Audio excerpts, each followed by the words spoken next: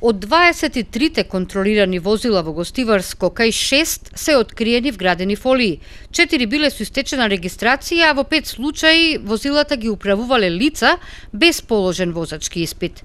За 15 утврдени прекршоци полицијата изготвила платни налози. Еден од контролираните возачи не поседувал дозвола, а еден користел мобилен телефон. Согласно законот, и тие ќе се соочат со соодветни глоби. За неносење возачка дозвола казната е 20 евра, за зборување на мобилен 45, додека казната за фолии на автомобилските стакла за поминатата регистрација или управување без дозвола, прекршителите ќе треба да платат 300 евра во денарска противвредност. Тетовската полиција пак извршила 42 контроли викендов, барајќи прекршители во одредбите за вградени фолии на стаклата на автомобилите.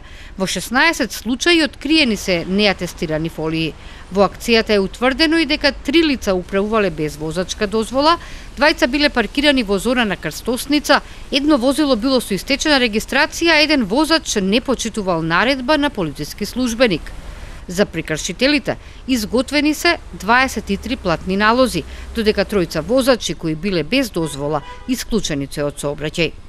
Полицијата подсетува дека за паркирање во зона на семафори казната изнесува 250 евра, а за непочитување наредба 300 евра во денарска противвредност. Од секторот за внатрешни работи најавуваат позасилени контроли на патиштата заради дисциплинирање на возачите, пред се оние кои ги управуваат возилата без дозвола и со помината регистрација, како и за техничката исправност и почитувањето на сообраќајните правила и прописи. Од полицијата и информација за 2 сообраќајни инциденти на автопатот Скопје-Тетово. Во првиот, случен синоќа околу 22 часот, непознат сторител, најверојатно со камен, му го скршил предното стакло на возило Ford Focus, при што е оштетен и покривот. Материјалната штета се проценува на околу 200 евра. Предходно, околу 15 часот и 40 минути, кај угостителскиот објект Два фазана, Ауди со скопски таблички, управувано од жителот Грчец, удрило во куќа скитник. Повредени нема, но материјалната штета е околу 20.000 денари.